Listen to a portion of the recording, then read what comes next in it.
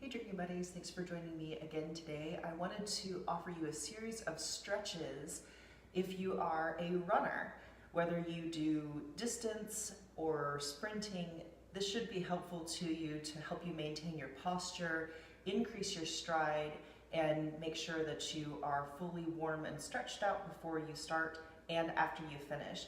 I notice a lot of my runner students do less than a minute of stretching before they start to run, and they almost never finish their run with a series of stretches. So here's something to start with. You'll first bring your feet flat to the floor, your knees pointed at the ceiling. You'll just cross one ankle over your knee. It doesn't matter which one you want to start with. You can just push your knee away from you, or if you're real flexible and you need some extra help, you can use the heel of your hand to push your knee away. Some people will feel this on the front of the hip, some people will feel it down the outside. So you might get it in the hip flexors or the outer IT band. Either one's fine.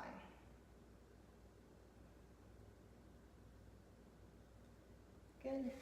And we'll change sides. So what works in one side isn't always appropriate for the other side, so you might need the extra help here, you might not. But you do really want to dig into the stretch. It should be a challenge from start to finish. If you get complacent in the stretch or your mind can wander, you're not stretching hard enough. And to release. The next thing is to bring your soles of your feet together and let the knees fall out to the sides. And if you're really externally rotated, your knees might just splat on the floor next to you. Your knees might be up here. Either way is fine. We just want them to go as low to the floor as we can. Using gravity and body weight, the baby bear option is just to butterfly the knees up and down, and you feel the stretch in the hip socket. If you can go a little further, the mama bear is you help it along by pressing down on the insides of the knees, pushing the knees toward the floor. And the papa bear gives you some fascial stretch through the low back, and it's intense, so it's not for everybody, but you push down, and then you're going to set your forehead in the insoles.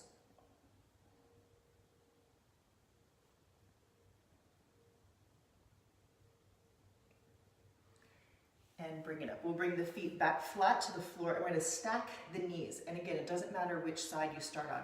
You're just going to get one of your knees out of your way. And I like to tuck my knee in. You might like to stick it out or keep it straight out in front of you. For your baby bear option, you're going to sit up nice, straight and tall on your sitting bones, interlace your fingers in front of your knee. If you can do mama bear, you can cross the ankle over the knee, and you try to get both hips back onto the floor. And you should start to feel that stretch in the outer IT band. And if you can do papa bear, you can stack the knee over the knee. You can intensify any of these stretches by leaning forward. So again, you'll start to feel this in kind of the outside of the rump and the outside of the thigh. You can use your hands on your arches for support or to really dig into this, but you want to hold it because we are dealing with some fascial tissue. Bring it up and change sides. So as always, one side might not work the same way as the other one does. So here's your baby bear, your mama bear, your papa bear. And if you want, you can lean forward in any of those, and you should start to feel that piriformis and the medius and the IT band starting to open up for you.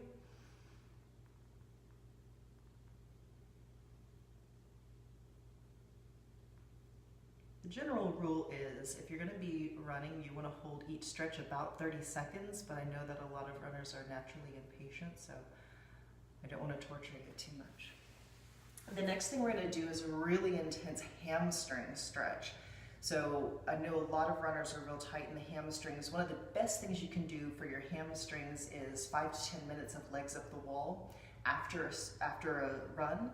And I won't demonstrate that today. I'll leave that for a different video, but we're assuming that you are out and about someplace getting ready to run, or you are out and about someplace having finished a run and there might not be a wall available.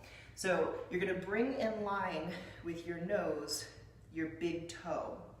And so usually when we do like say a seated forward fold, the toes are out in front of the shoulders. Here we want to bring it out in front of the nose. And when that happens, a lot of times the hips go out on the diagonal. We want you to pull it back so that your hips are flush and parallel. Then you can reach it forward and try to get the forehead over the knee. So you're going to feel this in the deep, deep center of your hamstring. I call it, that's where the filet mignon of your hamstring is, just right in the dead center. So it feels a little bit different than a standard toe hold, reaching out for your toes. And so it can be really intense, but the benefit is you're also gonna feel a stretch around in your SI joint in your lower back where the spine and the hips come together. There's lots of little connector muscles, and you'll feel those opening up as well. This is gonna be really helpful also at the end of your run because it will help against the compression in the spine from having been running. So we'll change sides. Again, line up your nose to your toes. Make sure your hips are level, parallel to the wall in front of you or just in a straight line, not on a diagonal. And again, if you can, try to get the forehead to the knee. It's really intense stretch. You're gonna feel it in your low back as well as in the deep, deep, deep part of your hamstring.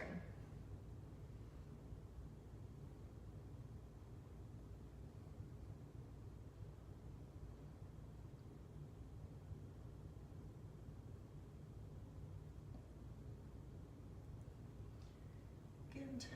And we'll bring this up. So we're gonna come onto the knees.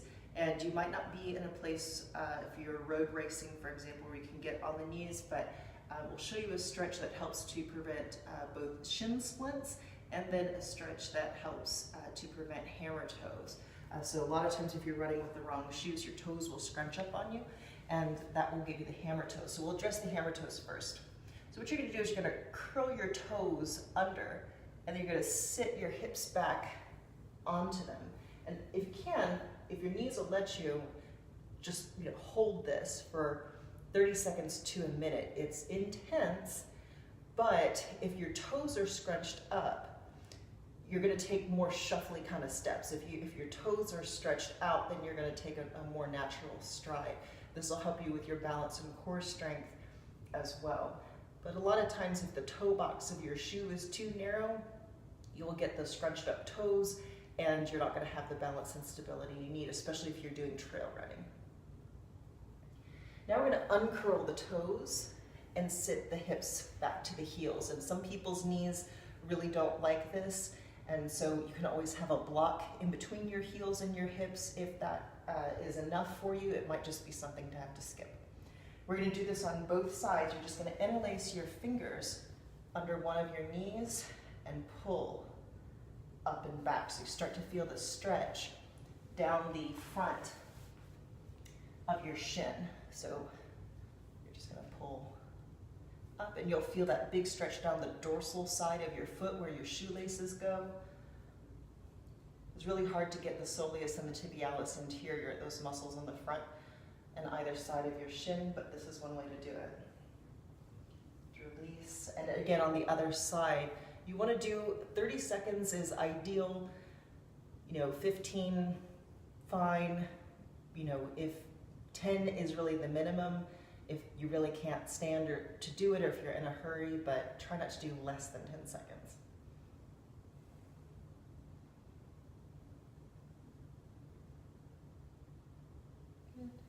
And we'll release. We're going to come into all fours real briefly, and we're going to step one foot behind you and push out with your heel. So you should feel this stretch in through the calf and Achilles. This also stretches out the plantar fascia, so it helps to prevent some fasciitis. Some people like to bounce into a stretch. I really don't, but you're welcome to do that if you like to do that.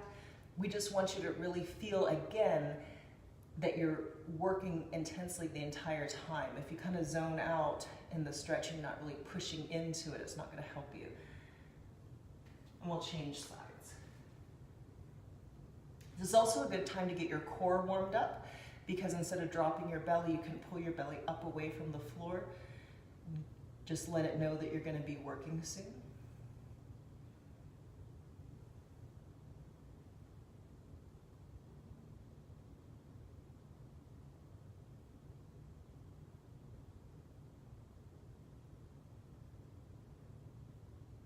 And then bring that in.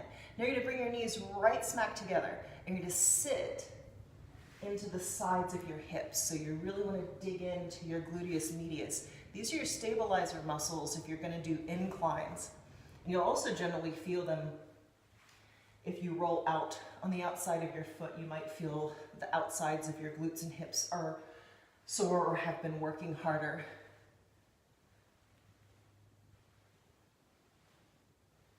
And you can really dig into this. You can get almost all the way to the floor if you have that kind of flexibility. But you're going to feel it right in through here. And we're going to address the hip flexors and specifically the psoas. So you step your right foot forward.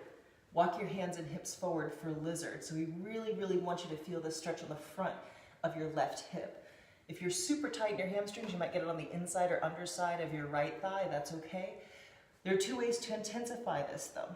If you're not feeling it on the left front hip, you can come down onto your forearms, or you can take your arms up overhead or rest the hands at the knee. We just really want you pushing the hips down and forward as much as you can. This poor little hip flexor is going to be working, so you want to do this one. If you choose no other stretch, do this one before and after.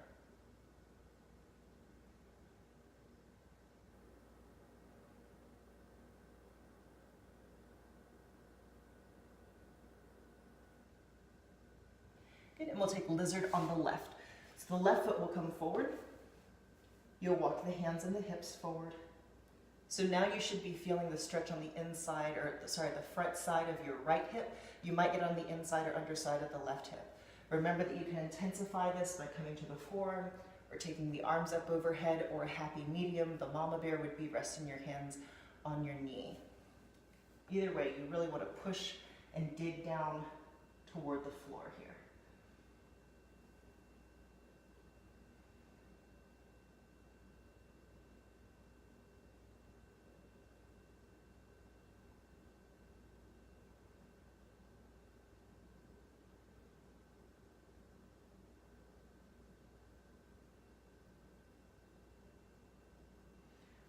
Two more and then we're done.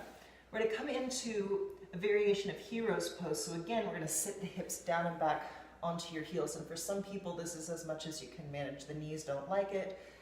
We don't want to upset the knees. If you can try to take your hands behind you. We're just trying to stretch out your quads. So for hero's pose, some people will get back onto their elbows. Some people can get back onto their shoulders. We just want to stretch out your quads in some way. So if you like to stand and grab your foot and pull your heel to your hip instead, that's fine. This is just since we're here. And then because we're right here, and we want to keep your back nice and loose because we want you to keep your good posture the whole time. We don't want you sagging. We're going to stretch out your back again with child's pose. You're just going to bring your hands forward and the forehead to the floor.